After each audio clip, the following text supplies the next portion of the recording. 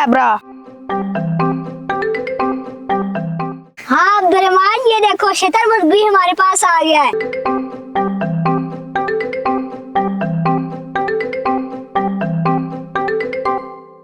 Abdurrahman, और वो देखो हमारी आंखें नीचे को बंद होती हैं, इसकी इस तरफ को आंखें बंद हो रही हैं।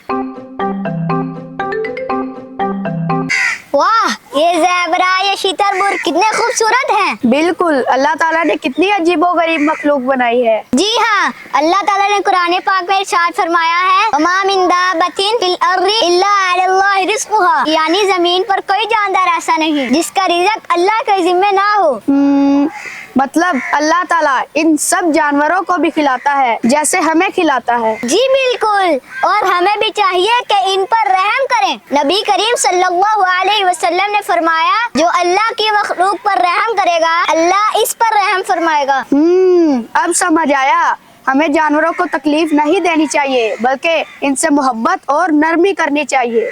हाँ, यही इस्लाम का दर्स है, क्योंकि जो दिल जानवरों पर रहम नहीं करता वो इंसानों पर भी नहीं करेगा। बच्चों याद रखो, जानवर भी अल्लाह की मखलूक है, इन पर शफकत करो, अल्लाह तुम पर शफकत करेगा।